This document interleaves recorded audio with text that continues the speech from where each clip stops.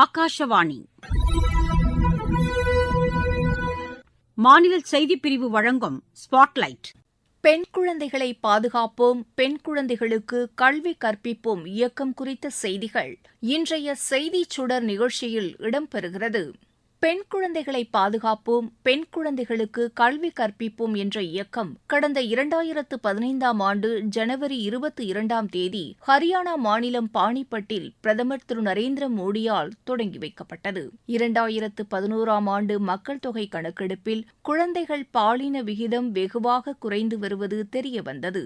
இதையடுத்து குழந்தைகள் பாலின விகிதத்தை அதிகரித்தல், பாலின சமத்துவம் மற்றும் மகளிருக்கு அதிகாரம் அளித்தலை உறுதி செய்தல், பாலின பாகுபாடு மற்றும் கருவில் இருக்கும் குழந்தை ஆணா பெண்ணா என்று கண்டறிந்து பெண் சிசுவாக இருந்தால் அதனை அழிப்பதை தடுப்பது, பெண் குழந்தைகளை பாதுகாத்து அவர்களின் வாழ்க்கையை உறுதி செய்வதுடன் அவர்களுக்கு கல்வி புகட்டுவதை ஊக்குவிக்கும் வகையில் மத்திய அரசு இந்த இயக்கத்தை கொண்டு வந்தது. இந்த இயக்கம் 3 கட்டங்களாக செயல்படுத்தப்பட்டு வருகிறது. முதலாவதாக குழந்தைகள் பாலின விகிதம் மற்றும் பிறப்பின் போது பாலின விகிதம் குறைவதை சரி செய்தல். நாட்டில் பாலின விகிதம் குறைவாக உள்ள மாவட்டங்களில் பல்வேறு துறைகளின் வாயிலாக பல்வேறு திட்டங்களை செயல்படுத்துதல். சுகன்யா சம்ருத்தி எனப்படும் செல்வமகள் சேமிப்பு திட்டம் போன்ற ஊக்கத்தொகையுடன் கூடிய நிதி உதவிகளின் வாயிலாக பெண் குழந்தைகளுக்கென சேமிப்பு திட்டங்களை மேற்கொள்ள பெற்றோரை ஊக்குவித்தல் என செயல்படுத்தப்படுகிறது. பிறந்தது முதல் 6 வயது வரை உள்ள 1000 சிறுவர்களுக்கு எத்தனை சிறுமிகள் உள்ளனர் என்பதே குழந்தை பாலின விகிதம் என்று கூறப்படுகிறது. பிறப்பு நேர பாலின விகிதம் என்பது 1000 ஆண் குழந்தைகள் பிறந்தால் அவர்களுக்கு இணையாக எத்தனை பெண் குழந்தைகள் பிறந்துள்ளனர் என்பதாகும். எனவே பாலின அடிப்படையில் கருவிலேயே குழந்தைகளை அழிப்பதை தடுப்பது, அதாவது கருவில் இருக்கும் குழந்தை ஆணா பெண்ணா என்பதை கண்டறிந்து கருவிலேயே குழந்தைகளை அழிப்பதை தடுப்பதோடு பெண் குழந்தைகளை பாதுகாத்து அவர்கள் தொடர்ந்து உயிர் வாழ்வதை உறுதி செய்தல் மற்றும் பெண் குழந்தைகளுக்கு கல்வி அளித்து அவர்களை பாதுகாக்கவும் நடவடிக்கை மேற்கொள்ளப்பட்டுள்ளது. இதன்படி இளைய தலைமுறையினர், குறிப்பாக புதிதாக திருமணமான தம்பதியர், கர்ப்பிணி பெண்கள், பாலூட்டும் தாய்மார்கள் மற்றும் பெற்றோர்கள் பயன்பெறும் விதமான திட்டங்களை மத்திய மகளிர் மற்றும் குழந்தைகள் மேம்பாட்டு அமைச்சகம் செயல்படுத்தி வருகிறது. முதற்கட்டமாக 2014-15ஆம் ஆண்டில் 100 மாவட்டங்களில் இந்த இயக்கம் செயல்படுத்தப்பட்டது. 2011 மக்கள் தொகை கணக்கெடுப்பில் குழந்தை பாலின விகிதம் குறைவாக உள்ள மாவட்டங்களே இத்திட்டத்திற்கு தேர்வு செய்யப்பட்டன. பின்னர் படிப்படியாக இந்த எண்ணிக்கை அதிகரிக்கப்பட்டது. அரசு சாரா தொண்டு நிறுவனங்கள், சமுதாய குழுக்கள், மகளிர் அமைப்புகள் ஒத்துழைப்புடன் பள்ளி, கல்லூரிகள் மற்றும் தொழில்நுட்ப கல்லூரிகள், பல்கலைக்கழகங்களில் பெண் குழந்தைகளின் மதிப்பு குறித்த விழிப்புணர்வு பிரச்சாரங்கள் மேற்கொள்ளப்படுகிறது. உள்ளூர் அளவிலான சமுதாய அமைப்புகள் மாவட்ட நிர்வாகத்துடன் ஆலோசித்து முடிவு செய்யப்படுகிறது. பெண் குழந்தைகள் குறித்து மக்களிடம் காணப்படும் மனநிலையை மாற்றவும் பல்வேறு நிகழ்ச்சிகள் நடத்தப்படுகிறது. அனைவருக்கும் கல்வி திட்டத்தின் கீழ் பள்ளி ஆசிரியர்களுக்கும் குழந்தைகள் பாலின விகிதம் குறித்து பயிற்றுவிக்கப்படுகிறது. உண்டு உறைவிட பள்ளிகள் உட்பட பெண் குழந்தைகள் படிப்பதற்கு உகந்த பள்ளிகளை தேர்வு செய்வதற்கான வழிகாட்டு நெறிமுறைகளும் வகுக்கப்பட்டு பின்பற்றப்படுகிறது. இத்திட்டத்தை செயல்படுத்த மத்திய மகளிர் மற்றும் குழந்தைகள் மேம்பாட்டுத்துறை செயலாளர் தலைமையில் சம்பந்தப்பட்ட அமைச்சகங்களின் பிரதிநிதிகள் மற்றும் நிபுணர்கள் அடங்கிய தேசிய அளவிலான குழு ஒன்று அமைக்கப்பட்டுள்ளது. மேலும் அமைச்சகத்திலும் இதற்கென தனியாக ஒரு இணைச் செயலாளர் நியமிக்கப்பட்டுள்ளார். மாநில அளவில் அந்தந்த மாநில தலைமைச் செயலாளர்கள் தலைமையில் மாநில அளவிலான சிறப்பு நடவடிக்கை குழுவும், மகளிர் மற்றும் குழந்தைகள் நலத்துறை முதன்மை செயலாளர்கள் தலைமையிலான சிறப்பு குழுக்களும் அமைக்கப்பட்டுள்ளன.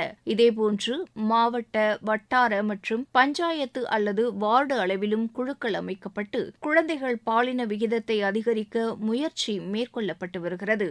மகளிர் மற்றும் குழந்தைகள் மேம்பாட்டுத்துறை சம்பந்தப்பட்ட துறைகளை ஒருங்கிணைத்து பயிற்சி மற்றும் திறன் உருவாக்க நிகழ்ச்சிகளை நடத்தி வருவதுடன் விழிப்புணர்வு நடவடிக்கைகளையும் மேற்கொண்டு வருகிறது.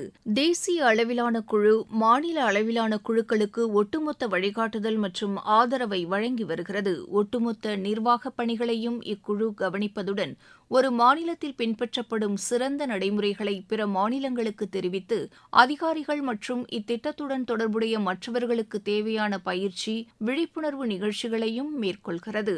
மகளிர் மற்றும் குழந்தைகள் மேம்பாட்டுத்துறை மட்டுமின்றி சுகாதாரம், கல்வி, ஊரக வளர்ச்சித்துறை, நகர்ப்புற உள்ளாட்சி அமைப்புகள், இந்திய தலைமை பதிவாளர் அலுவலகம் போன்றவையும் ஒன்றிணைந்து இத்திட்டத்தை செயல்படுத்தி வருகின்றன.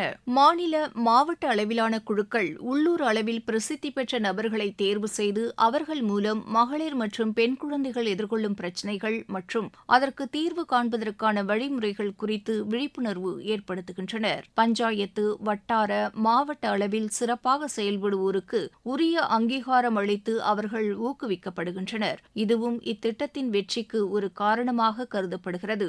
பெண் குழந்தைகள் கருவிலேயே அழிக்கப்படுவதை தடுக்க கருவில் இருக்கும் குழந்தை ஆணா பெண்ணா என்பதை பரிசோதிக்க தடை விதிக்கப்பட்டுள்ளது.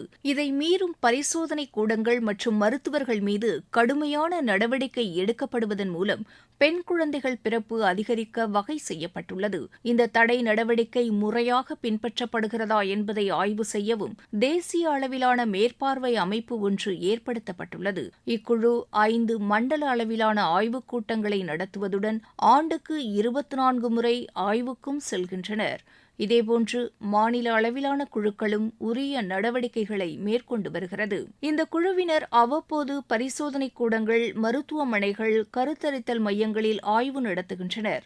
அத்துடன் அரசின் தடை உத்தரவை மீறி பரிசோதனை செய்யும் பரிசோதனை கூடங்கள் மற்றும் மருத்துவமனைகள் மீது தொடரப்பட்ட வழக்கின் நிலையை கண்காணித்து தொடர் நடவடிக்கை எடுப்பதற்கும் தனித்தனி குழுக்கள் அமைக்கப்பட்டுள்ளன. இதுபோன்ற குழுக்கள் தங்களது நடவடிக்கை விவரத்தை மாதாந்திர அறிக்கைகளாக சமர்ப்பித்து வருகின்றன. அதன் அடிப்படையில் மாநில மற்றும் யூனியன் பிரதேச அளவிலான காலாண்டு அறிக்கை தேசிய அளவிலான குழுவிற்கு அனுப்பப்பட்டு பணிகளின் முன்னேற்றம் கண்காணிக்கப்படுகிறது. பல்வேறு திட்டங்களை செயல்படுத்தியதன் காரணமாக 2014-15 ஆண்டில் 918 இருந்த பிறப்பு நேர பாலின விகிதம் 5 ஆண்டுகளில் 16 புள்ளிகள் அதிகரித்து 2019-20 ஆண்டில் 934 அதிகரித்தது. பெண் குழந்தைகளை பாதுகாப்போம், பெண் குழந்தைகளுக்கு கல்வி கற்பிப்போம் இயக்கம் செயல்பாட்டில் உள்ள 640 மாவட்டங்களில் 422 மாவட்டங்களில் 2014-15 ஆண்டில் இருந்ததை விட 2018-19 ஆண்டில் பிறப்பு நேர பாலின விகிதம் கணிசமாக அதிகரித்துள்ளது.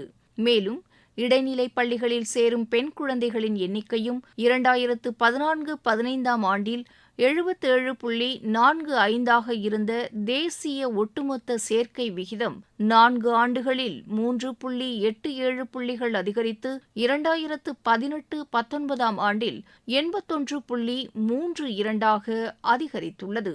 இந்நிலையில் பெண் குழந்தைகளை பாதுகாப்போம், பெண் குழந்தைகளுக்கு கல்வி கற்பிப்போம் இயக்கம் தொடங்கப்பட்டு நேற்று முன்தினத்துடன் 10 ஆண்டுகள் நிறைவடைந்துள்ளது. இதையொட்டி பிரதமர் திரு நரேந்திர மோடி வெளியிட்டுள்ள செய்தியில் இந்த இயக்கம் பல லட்சக்கணக்கானோருக்கு உத்வேகம் அளித்து இந்தியாவின் முன்னேற்றத்தில் பெண்கள் முன்னணியில் இருப்பதற்கு வழிவகுத்துள்ளதாக கூறியுள்ளார். மேலும் இந்தியாவின் தவ புதல்விகள் நாட்டில் மாற்றத்தை ஏற்படுத்தக்கூடியவர்களாகவும் தொழில் முனைவோர் மற்றும் தலைவர்களாக மாறியிருப்பதையும் பிரதமர் சுட்டிக்காட்டியுள்ளார். நிமிர்ந்த நன்னடையும் நேர்கொண்ட பார்வையும் நிலத்தில் யாருக்கும் அஞ்சாத நெறிகளும் திமிர்ந்த ஞானச் செருக்கும் இருப்பதால் செம்மை மாதர் திரம்புவதில்லையாம். அமிழ்ந்து பேரிருளாம் அறியாமையில் அவலமெய்தி கலையின்றி வாழ்வதை உமிழ்ந்து தள்ளுதல் பெண்ணறமாகுமாம் என்ற மகாகவி பாரதியாரின் பாடல் வரிகளுக்கு ஏற்ப புதுமை பெண்களை உருவாக்க மத்திய அரசு மேற்கொண்டு வரும் முயற்சிகள் நாட்டில் பெண்ணின் பெருமைகளை போற்றி அவர்களது வாழ்க்கை சிறப்பானதாக அமையவும், பெண் குழந்தைகள் கல்வி அறிவில் சிறந்து விளங்கச் செய்வதன் மூலம் பாரெங்கும் பரணி பாடவும் வழிவகுக்கும் என்பது நிதர்சனம். நேயர்கள் இதுவரை கேட்டது ஸ்பாட்லைட்.